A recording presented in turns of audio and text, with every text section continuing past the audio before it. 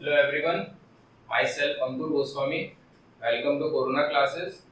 आज अपन civil engineering के subject theory of structures का एक टॉपिक पढ़ेंगे, स्टेबिलिटी एंड इनडिटरमिनेसी। कौन सा टॉपिक पढ़ेंगे अपन? Stability and इनडिटरमिनेसी। देखो, आप कोई भी बुक उठा के देख लो, आप कोई भी कंपटीशन एग्जाम के पुराने क्वेश्चन उठा के देख लो, जो सबसे पहले आपको जो क्वेश्चंस मिलेंगे वो इनके मिलेंगे। ऐसा क्यों है? क्योंकि ये सबसे बेसिक है। जो थ्योरी ऑफ स्ट्रक्चर्स का सबसे बेसिक टॉपिक यही है। अपन को देखो, स्टेबिलिटी, कोई भी स्ट्रक्चर है वो स्टेबल है कि नहीं है, ठीक है, वो हो गया स्टेबिलिटी। और इनडिटरमिनेसी क्या है कि उसमें जो फोर्सेस लग रहे हैं उसमें से कौन से ऐसे फोर्सेस हैं जो नॉट डिटरमिनेट नहीं है, उनको अपन बोल दिया इनडिटरमिनेसी। ठीक है, तो ये सबसे बेसिक टॉपिक है। इसके क्वेश्चंस खूब ज्यादा आते हैं कंपटीशन एग्जाम में, बहुत क्वेश्चन, इसका एक क्वेश्चन जरूर मिलेगा आपको, चाहे वो गेट हो, चाहे एसएससी जेई हो, कोई भी लेवल का कंपटीशन एग्जाम हो, इस टॉपिक के क्वेश्चन आपको 100% मिलेंगे। ठीक है, तो अपन अब यही समझने की कोशिश करते हैं कि ये स्टेबिलिटी इंडिटरमिनेसी को कैसे पढ़ेंगे। देखो, ये बहुत ही सरल टॉपिक है और ऑफन अपन इसमें बहुत छोटी छोटी मिस्टेक्स करते हैं, इसलिए इसका क्वेश्चन गलत हो जाता है, तो अपन को कोई कंफ्यूजन नहीं होनी चाहिए। सबसे पहले देखो स्टेबिलिटी। स्टेबिलिटी देखो, अपन इसको दो पार्ट्स में डिवाइड कर देते हैं। एक तो होती है एक्सटर्नल एक्सटर्नल स्टेबिलिटी और दूसरी इंटरनल। देखो, एक्सटर्नल स्टेबिलिटी, स्टेबिलिटी मतलब कि जो स्ट्रक्चर है वो स्टेबल है कि नहीं। ठीक है, अब एक्सटर्नल स्टेबिलिटी का क्या मतलब है कि अपने जो एक्सटर्नल रिएक्शंस हैं, मान लो कोई स्ट्रक्चर है, ठीक है, उस पर लोड लगता है, वो लोड को सपोर्ट करता है तभी वो स्ट्रक्चर है। तो उसमें जो भी एक्सटर्नल फोर्सेस लग रहे हैं वो इसके रिजिड बॉडी डिस्प्लेसमेंट को रोक दें पूरी तरह से। अगर स्ट्रक्चर के रिजिड बॉडी डिस्प्लेसमेंट को रोक दें तो अपन कहेंगे कि वो जो स्ट्रक्चर है वो एक्सटर्नली स्टेबल है। ठीक है, तो अपन ने क्या कंडीशन देखी? No rigid body displacement. देखो, रिजिड बॉडी डिस्प्लेसमेंट का क्या मतलब है? जैसे मैंने आपके सामने एक स्ट्रक्चर बनाया, मान लो ये बीम है, इसमें 3 रोलर सपोर्ट लगे हुए हैं। मान लो इसके ऊपर कोई लोड लगता है किसी भी डायरेक्शन में। अब ये लोड देखो किसी भी डायरेक्शन में, तो एक वर्टिकल आएगा, एक हॉरिजॉन्टल कंपोनेंट आएगा। तो देखो, अपन एक्सटर्नल जो रिएक्शंस हैं वो इस पे लग रही हैं, लेकिन इसके बावजूद इस पे रिजिड बॉडी डिस्प्लेसमेंट हो सकता है इस हॉरिजॉन्टल लोड के कारण, क्योंकि कोई भी हॉरिजॉन्टल रिएक्शन अपन को यहाँ पे नहीं मिल रही है। तो ये अनस्टेबल है। ठीक है, क्योंकि इसमें इस स्ट्रक्चर में रिजिड बॉडी डिस्प्लेसमेंट हो गया है। ठीक है, अब देखो, कोई भी 2D फ्रेम है, ये अपना 2 डायमेंशनल फ्रेम है, ये x दिशा है, वे y दिशा है। तो कोई भी स्ट्रक्चर है उसमें कौन कौन से तरीके से मोशन हो सकते हैं? एक तो x दिशा में मोशन हो सकता है, एक y दिशा में डिस्प्लेसमेंट हो सकता है, और एक रोटेशन हो सकता है। इस जो z डायरेक्शन जो होती है ना, इसके अबाउट रोटेशन हो सकता है। तो अपन ने कंडीशन ही डाली कि नो डिस्प्लेसमेंट होना चाहिए। अब डिस्प्लेसमेंट कितने तरीके से हो सकते हैं? x दिशा में मोशन हो सकता है, डिस्प्लेसमेंट हो सकता है, y डायरेक्शन में डिस्प्लेसमेंट हो सकता है, और रोटेशन हो सकता है। तो अपन को एक्सटर्नल जो रिएक्शंस हैं उनसे इन तीनों तरह के डिस्प्लेसमेंट्स को रोकना है। ठीक है, तो कम से कम तीन रिएक्शंस तो होनी ही चाहिए जो इन तीनों डिस्प्लेसमेंट्स को रोके। ठीक है, तो अब देखते हैं अपन डिस्प्लेसमेंट को रोकने के लिए अपने पास 3 रिएक्शंस होनी चाहिए, और वो रिएक्शंस इस तरह से अरेंजमेंट उनका इस तरह से होना चाहिए। देखो, यहाँ पे भी 3 रिएक्शंस मिल रही हैं लेकिन फिर भी अनस्टेबल है। तो अपने जो रिएक्शंस का उनका अरेंजमेंट इस तरह से होना चाहिए कि अपन इन तीनों तरह के डिस्प्लेसमेंट को अपन ने रोक दिया, तब अपन कह सकेंगे कि एक्सटर्नली वो जो स्ट्रक्चर है वो स्टेबल है। ठीक है, तो अब क्या होता है, देखो, अगर अपन तीनों तरह के डिस्प्लेसमेंट्स को रोकेंगे तो मतलब तीनों डायरेक्शन में फोर्स मिलना चाहिए। तो अपने पास देखो, एक्सटर्नल स्टेबिलिटी की कंडीशन, 3 कंडीशन आ जाती हैं। Sum of all the forces in x direction must be 0, sum of all the forces in y direction must be 0, and sum of all the moments about z direction equals to 0। मतलब देखो कि x दिशा में जितने भी बल कार्य, जितने भी फोर्स कार्य कर रहे हैं उन सबका सम 0 होना चाहिए, y दिशा में जितने भी फोर्सेस हैं उन सबका सम जीरो होना चाहिए, और जो मूवमेंट है, जो रोटेशन कंपोनेंट्स है, वो z एक्सिस के अबाउट, उन सबका सम जीरो होना चाहिए। अगर ये तीन कंडीशन सेटिस्फाई होती हैं तब जाके अपन कह सकेंगे कि नो डिस्प्लेसमेंट, तब जाके अपन कह सकेंगे कि एक्सटर्नल स्टेबिलिटी है। ठीक है, तो अपने पास ये तीन इक्वेशंस आ गई। स्टैटिक इक्विलिब्रियम, स्टैटिक साम्यावस्था जिसको हिंदी में बोलेंगे, स्टैटिक इक्विलिब्रियम की अपने पास कितनी कंडीशन आई है? तीन कंडीशन आई है। ठीक है, अब देखो तीन कंडीशन आई, अगर तीन ये सेटिस्फाई होती हैं तो ये अपना एक्सटर्नल स्टेबिलिटी है। ठीक है, अब देखो मैथ्स में क्या होता है, जितनी इक्वेशंस होती हैं अपन उतने ही अननोन निकाल सकते हैं, ये तो आपको पता ही होगा। अब देखो तीन इक्वेशंस है, इसका मतलब अपन तीन अननोन फोर्सेस निकाल सकते हैं। ठीक है, तीन इक्वेशन है ना अपने पास, तो अपन मैक्सिमम से मैक्सिमम तीन अननोन फोर्सेस निकाल सकते हैं। अगर चार हो जाएंगे तो अपन चौथा अननोन नहीं निकाल सकते। इस टॉपिक में बाद में आऊंगा। अननोन देखो इनडिटरमिनेट, इनडिटरमिनेट मतलब जो नहीं निकाल सकते, अननोन। ठीक है, पहले अपन यहाँ पर स्टेबिलिटी समझ लेते हैं, फिर अपन इंडिटरमिनेसी पे चलेंगे। अब देखो अपन आते हैं, देखो इंटरनल इनडिटरमिनेट, इंटरनल स्टेबिलिटी पे। देखो कोई भी स्ट्रक्चर इंटरनली स्टेबल का क्या मतलब है? देखो मान लो कोई फ्रेम है, देखो इस तरीके से, ये पिन जॉइंटेड फ्रेम है।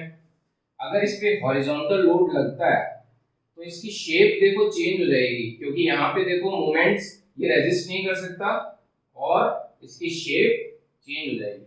तो इंटरनल स्टेबिलिटी का मतलब यही है कि इसकी जो स्ट्रक्चर की जो ज्योमेट्री है वो चेंज नहीं होनी चाहिए। ठीक है, जो स्ट्रक्चर की जो ज्योमेट्री है वो चेंज नहीं होनी चाहिए। देखो यहाँ पे फोर्स लगा, इसकी ज्योमेट्री चेंज होगी, तो इस तरीके से नहीं होना चाहिए। कहीं पे भी कोई भी मेंबर दूसरे मेंबर के रिलेटिव में मूव नहीं होना चाहिए। ठीक है, relative motion between the member should be zero. कहीं पे भी कोई रिलेटिव मूवमेंट नहीं होना चाहिए, मैकेनिज्म नहीं बनना चाहिए, तो अपन कहेंगे वो इंटरनली स्टेबल है। ठीक है, अब इंटरनली स्टेबल के लिए अपनी कंडीशन ये होती है 2D प्लेन फ्रेम की कि number of members should be greater than 2 into j minus 3। इसका क्या मतलब है? देखो ये जो नंबर ऑफ मेंबर्स है ना, 1 2 3 4 इस तरह से, वो किससे ज्यादा होने चाहिए?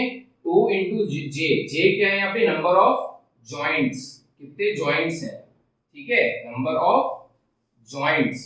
और ये 3 क्यों है यहाँ पे? क्योंकि देखो अपने पास तीन इक्वेशन पहले से हैं। ठीक है, हर हर जॉइंट पे अपन दो स्टेबिलिटी की इक्वेशन होती है, sigma fx equals to 0, sigma fy equals to 0। तो हर जॉइंट पे अपन ने दो इक्वेशन लगा दी और तीन इक्वेशन ओवरऑल स्ट्रक्चर के लिए लगा दी। तो अपने पास m should be greater than 2j minus 3। अगर ये कंडीशन सेटिस्फाई होती है तो ये स्ट्रक्चर जो होता है वो इंटरनली स्टेबल है। ठीक है, तो ये तो हुई अपनी स्टेबिलिटी की बात। स्टेबिलिटी के भी क्वेश्चन आते हैं, लेकिन जो मैक्सिमम क्वेश्चन आते हैं वो इनडिटरमिनेसी के आते हैं। इनडिटरमिनेसी का क्या मतलब? देखो ये वर्ड कहां से निकला है? इनडिटरमिनेट से निकला है। इनडिटरमिनेट, इनडिटरमिनेट का क्या मतलब है? जिसको अपन डिटरमाइन नहीं कर पाए, जिसको अपन निकाल नहीं सके। कैसे? देखो मान लो कोई स्ट्रक्चर है, जैसे आप सिंपल स्ट्रक्चर देख लो, जैसे ये फिक्स्ड बीम है कोई। ठीक है, इसमें अपन रिएक्शंस देखो कितनी आएंगी, एक वर्टिकल, हॉरिजॉन्टल और मूवमेंट की, तो अपनी 6 रिएक्शंस होगी। लेकिन अपने पास जो एक्सटर्नल स्टेबिलिटी के लिए अपने पास कंडीशंस कितनी है? तीन ही कंडीशन है, तो अपन सिर्फ तीन अननोन फोर्स ही निकाल सकते हैं, बाकी के तीन अननोन फोर्स अपन नहीं निकाल सकते। तो वो अननोन फोर्स जो अपन नहीं निकाल सकते वो इनडिटरमिनेसी होगी। तो इनडिटरमिनेसी भी देखो दो तरह की होगी, फिर एक्सटर्नल इनडिटरमिनेसी और इंटरनल इनडिटरमिनेसी। एक्सटर्नल इनडिटरमिनेसी ये हो गई कि जो एक्सटर्नल रिएक्शंस हैं वो इतनी कितनी रिएक्शंस हैं जो अपन ये स्टैटिक इक्विलिब्रियम की इक्वेशन से नहीं निकाल सकते। तो एक स्टैटिक इक्विलिब्रियम की इक्वेशंस तो अपने पास तीन ही है, तो तीन से ज्यादा अननोन होते ही हो जाएगी इनडिटरमिनेसी। मान लो किसी स्ट्रक्चर में चार अननोन फोर्सेस हैं एक्सटर्नल, तो इसकी इनडिटरमिनेसी कितनी हो जाएगी? तीन तो अपन नोन इक्वेशंस है तो तीन तो निकाल ही सकते हैं, एक जो फोर्स है वो अपन नहीं निकाल सकते, है ना, तो वो अपनी होगी एक्सटर्नल इनडिटरमिनेसी। ठीक है, तो एक्सटर्नल इनडिटरमिनेसी का अगर मैं फार्मूला लिखूं तो क्या लिखूंगा? देखो डिटरमिनेसी, स्टैटिक इनडिटरमिनेसी, एक्सटर्नल क्या होगा? देखो रिएक्शंस -3। -3 तो देखो अपने पास तीन इक्वेशन अपने पास अवेलेबल है, तो टोटल नंबर ऑफ रिएक्शंस -3। लेकिन देखो ये फॉर्मूला तभी वैलिड है, ये इंपॉर्टेंट फॉर्मूला है, ध्यान रखना। लेकिन ये फॉर्मूला तभी वैलिड है जब अपना जो स्ट्रक्चर है वो टू डायमेंशनल है। टू डायमेंशनल कैसे, देखो अपन ने टू डायमेंशनल के हिसाब से मूवमेंट्स रोके थे, तो टू डायमेंशनल के लिए अपने r-3 आएगा, क्योंकि देखो टू डायमेंशनल में से भी तीन तरह के मोशन ही हो सकते हैं। अगर ये थ्री डायमेंशनल होता, अगर कोई भी स्ट्रक्चर थ्री डायमेंशनल होता तो उसमें 6 तरह के मोशंस हो सकते हैं। कैसे, देखो x दिशा में, y दिशा में, z दिशा में लीनियर मोशन, लीनियर डिस्प्लेसमेंट, और इन तीनों ही दिशाओं में रोटेशन। तीन और तीन कितने हो गए, 6। तो अपने पास तीन स्टेबिलिटी के लिए कितनी इक्वेशंस आ जाएंगी, 6। तो अपने पास फार्मूला जो एक्सटर्नल रेंज डिटरमिनेसी का है, अगर 3D के केस में क्या हो जाएगा, रिएक्शंस -6। तो ये 2D के केस में है और ये 3D के केस में है। ज्यादातर क्वेश्चन 3D 2D के केस के आते हैं, तो आप ये जरूर ध्यान रखना, एक्सटर्नल स्टैटिक इंडिटरमिनेसी के लिए नंबर ऑफ एक्सटर्नल फोर्सेस -3। अब देखो अपन आते हैं इंटरनल इंडिटरमिनेसी में। देखो इंटरनल इंडिटरमिनेसी में अपने को ये चीज ध्यान रखनी पड़ेगी कि प्लेन फ्रेम के लिए अलग पढ़ना पड़ेगा और रिजिड के लिए अलग पढ़ना पड़ेगा। ऐसा क्यों होता है, देखो अपन को पता है कि प्लेन फ्रेम क्या करते हैं, उन पे प्लेन फ्रेम में जितने भी फोर्सेस होते हैं वो सिर्फ जॉइंट्स पे लगते हैं, तो मेंबर्स में सिर्फ एक ही फोर्स आता है, या तो एक्सियल टेंशन आएगा या फिर एक्सियल कंप्रेशन आएगा। लेकिन जो रिजिड फ्रेम्स होते हैं उसमें लोड कहीं पे भी लग सकता है, जरूरी नहीं जॉइंट्स पे ही लोड लगे। तो उसमें तीन तरह की फोर्सेस आते हैं, एक्सियल फोर्स, शियर फोर्स और बेंडिंग मोमेंट। इसलिए दोनों के लिए इंडिटरमिनेसी अलग अलग होगी, क्योंकि फोर्सेस भी, नंबर ऑफ फोर्सेस अलग अलग हो गए। ठीक है, तो अब देखो हर एक मेंबर पे एक फोर्स लग रहा है, ठीक है, और अपने पास अवेलेबल इक्वेशंस है 2j-3। तो इस प्लेन फ्रेम के लिए अगर अपन इंडिटरमिनेसी की बात करें तो ये क्या हो जाएगा, degree of static indeterminacy internal in plane frame in 2D, ये कितना हो जाएगा, m माइनस ब्रैकेट में 2j-3। देखो m तो है नंबर ऑफ फोर्सेस, हर एक मेंबर में एक पे फोर्स है, जो जितने मेंबर्स होंगे उतने ही फोर्सेस होंगे, और अपने पास अवेलेबल इक्वेशंस कितनी है, 2 × j, हर एक जॉइंट पे दो इक्वेशन, -3 क्यों, अपन पहले से ही तीन इक्वेशंस का यूज कर चुके हैं। तो degree of internal indeterminacy in static condition DSI m - 2j-3 किस केस में, 2D प्लेन फ्रेम के केस में। ठीक है, अब देखो अगर ये 3D फ्रेम होता, प्लेन फ्रेम लेकिन 3D में, तो अपन क्या करते, degree of indeterminacy internal in 3D frame क्या हो जाता, m - 3j-6। सेम चीज है, देखो हर एक जॉइंट पे तीन तरह के डिस्प्लेसमेंट हो सकते हैं, और हर एक जॉइंट, और अपने पास 6 इक्वेशंस पहले से हैं। ठीक है, अब देखो रिजिड फ्रेम जो है, रिजिड फ्रेम के हर एक मेंबर, देखो रिजिड फ्रेम के लिए अगर अपन इंडिटरमिनेसी की बात करें तो रिजिड फ्रेम का स्पेशल केस है। अगर रिजिड फ्रेम देखो क्लोज्ड स्ट्रक्चर है, ये देखो मैंने एक क्लोज्ड स्ट्रक्चर बनाया है, अगर रिजिड फ्रेम एक ओपन ट्री लाइक स्ट्रक्चर होता है, मान लो इस तरह से स्ट्रक्चर होता है, तो ये हमेशा ही डिटरमिनेट होगा। लेकिन अगर ये क्लोज्ड स्ट्रक्चर है तो अपन क्लोज्ड लूप गिनने पड़ेंगे कितने हैं, देखो इसमें एक ही क्लोज्ड लूप है ये, ठीक है। और अगर मान लो इस तरह से स्ट्रक्चर होता, इसमें इस तरह से क्लोज्ड लूप होते, तो अपने कितने पास हो गए, कितने क्लोज्ड लूप हो गए, 3। तो इस तरह की अगर अपन बात करें तो रिजिड फ्रेम के लिए एक्सटर्नल इंटरनल इंडिटरमिनेसी का फार्मूला क्या होता है, 3c। यहाँ पे एक केस और देखेंगे अपन, 3 × c मतलब कितने क्लोज लूप है, जिसमें एक क्लोज लूप है तो यहाँ c की वैल्यू हो जाएगी 1। ठीक है, अब देखो मान लो यहाँ पे हिंज आ जाती है, हिंज आ जाती है तो यहाँ पे जो मोमेंट की जो रिएक्शन है वो तो रिलीज होगी, तो अपने पास यहाँ पे एक रिएक्शन कम होगी, एक अननोन फोर्स कम हो गया, तो यहाँ पे अपनी इंडिटरमिनेसी कितनी बची, 3 6 - 1। तो अपन को ये चीज ध्यान रखनी है कि अगर कोई ऐसा जॉइंट्स आ जाए, हाइब्रिड जॉइंट आ जाए जो कि इंटरनल रिएक्शन को रिलीज कर दे, तो अपन यहाँ पे क्या करेंगे, -r कर देंगे, रिलीज रिएक्शन कितनी है। ठीक है, तो अपने इंटरनल और एक्सटर्नल इंडिटरमिनेसी देख ली। अगर इसमें अगर आपको कोई कंफ्यूजन होती है तो आप इन दोनों को कंबाइन करके भी देख सकते हैं। देखो कैसे, अगर मैं इसकी बात करूं, 2D फ्रेम की बात करता हूं, एक्सटर्नल क्या है r-3 और इंटरनल क्या है, देखो m-2j-3। तो टोटल इंडिटरमिनेसी की अगर मैं बात करूं, टोटल देखो d बराबर एक्सटर्नल प्लस इंटरनल, ठीक है। तो देखो इन दोनों को जोड़ देते हैं अपन, एक्सटर्नल और इंटरनल को। ये 2D का केस है और ये भी 2D का केस है। तो देखो r-3 प्लस m, अगर इस ब्रैकेट को खोल देता हूं, -2j+3, तो 10 भी कट जाएगा, क्या रख जाएगा m प्लस r-2j। तो ये अपना फॉर्मूला बन गया, number of members plus reaction minus 2 into number of joints. तो ये अगर अपन को डिटरमिनेसी निकालनी हो किसी भी 2D फ्रेम के लिए, तो अपन ये फॉर्मूला यूज कर सकते हैं। आप देखो अलग-अलग निकाल सकते हो, अगर क्वेश्चन में अलग-अलग पूछे, इंटरनल अलग पूछे, एक्सटर्नल अलग पूछे, तो इस तरह से करना है। अगर एक साथ पूछे तो डायरेक्ट इस तरीके से भी कर सकते हो, ठीक है। वैसे ही सेम तरीके से ये मैंने किसके लिए लिखा है, 2D प्लेन फ्रेम के लिए लिखा है, ठीक है।